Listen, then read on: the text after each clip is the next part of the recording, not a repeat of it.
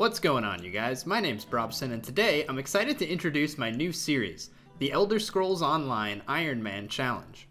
The Ironman Challenge is a concept that I've adopted from the popular MMO RuneScape and then tweaked a little to fit the playstyle of ESO. The concept of the challenge is simple. Create a brand new Elder Scrolls Online account on which all characters are 100% self-sufficient and use a do-it-yourself style approach to the game. This will include a ton of different restrictions and stipulations, but the main ones, just to give you an idea of what the series will be, are that I will not be able to buy items from or sell items to other players, accept drops that other players receive within dungeon and trial groups, or get carried through content by players with much higher CP, gear, or skill than me. This is obviously a very restrictive gameplay style, but in my opinion, it makes the game much more rewarding and also allows me to play games for much longer without feeling burnt out. If you've been following my content for a long time, you'll know that I've adopted this playstyle in games like RuneScape, Black Desert, Blade and Soul, and World of Warcraft, so the Ironman Challenge is something I've tried out in many games, and in my opinion it's just the most fun way to play through MMOs. The reason that most MMOs start to feel stale and I end up quitting them is because in the endgame they all just feel like a giant gold grind. MMOs are generally these massive game worlds with thousands of different pieces of content to interact with and quests and lore to discover. But in order to be efficient, you really only ever interact with the one or two things that make you the most money, and then buy your way to success. New cool collectible comes out? I'll just use the millions I've saved up to buy it. No need to go figure out how to get it.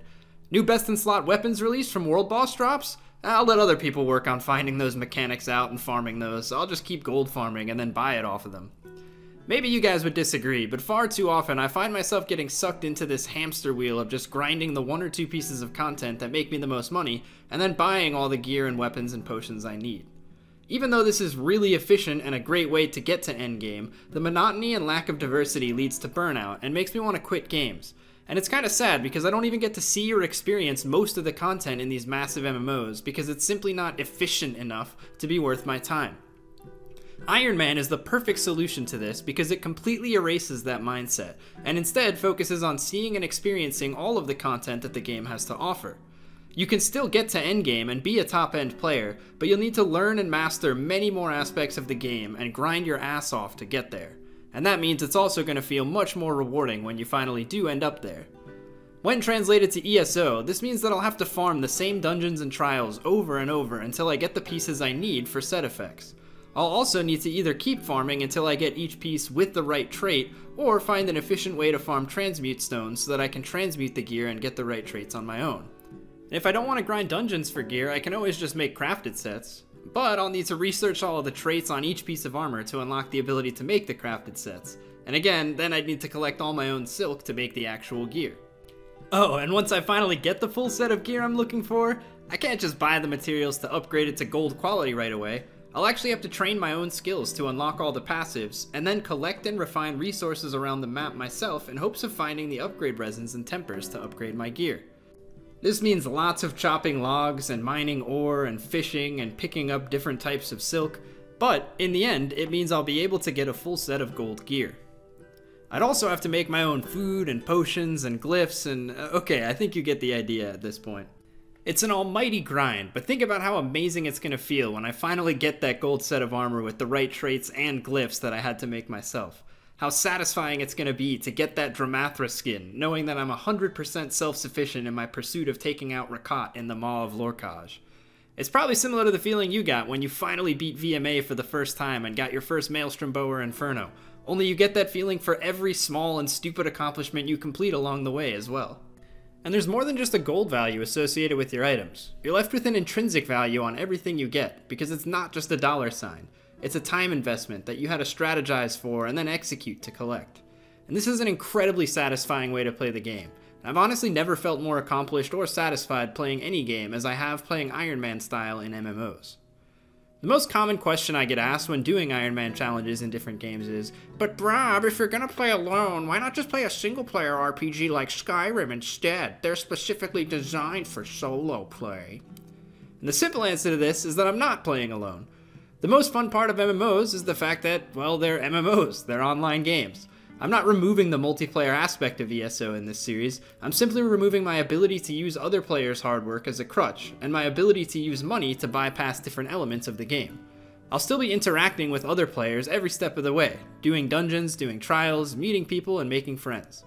In fact, I'm actually going to be creating a guild on this account called the Brobarian Army, and I'm inviting anyone who supports the idea and wants to join. Ideally, it would be amazing if other people took on this challenge as well, and we could create a mini community of fellow ESO Ironmen who share ideas and builds, help each other clear dungeons faster to farm for gear Ironman style, complete trials, and stuff like that. But even if I'm the only one Ironmanning, I still want to be able to play with you, so anyone, Ironman or not, can join the guild, the Discord, the Twitch chat, and play with me. I've already created the new account for my Ironman series, and in the background of this video, you've seen the character creation process of my very first Ironman toon. He's going to be a double bow-wielding stamina warden named Robin Hood. I absolutely love the playstyle of the double bow warden, and it looks like stam wardens are going to be getting a bit of a buff in the upcoming Murkmire patch, so I figured it'd be the perfect toon to roll to start out this new series. Any future characters I make after the warden on this Ironman ESO account will also be following the Ironman rules and restrictions. As a result, I will be allowing myself to transfer items between these characters.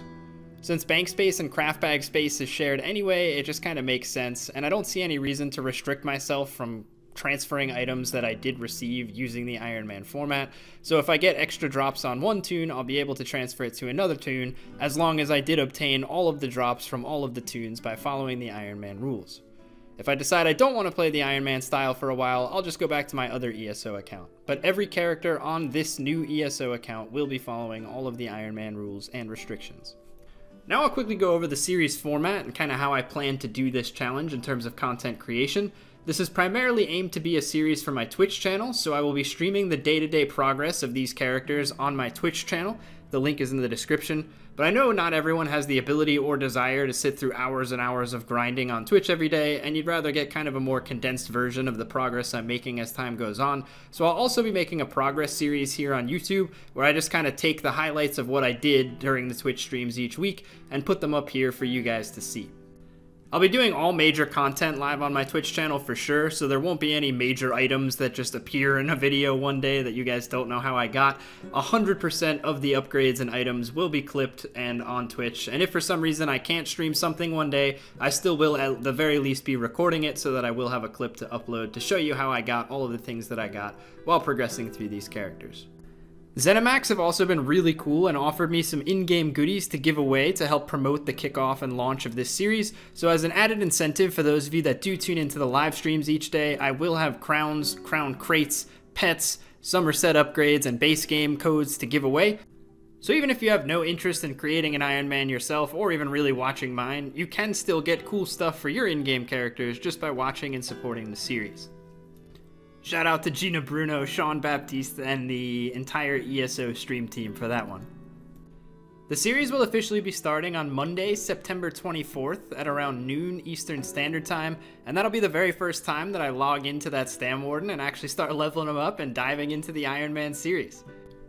For the entire first week of the Ironman series, I will be streaming a minimum of 6 hours every single day of ESO Ironman content.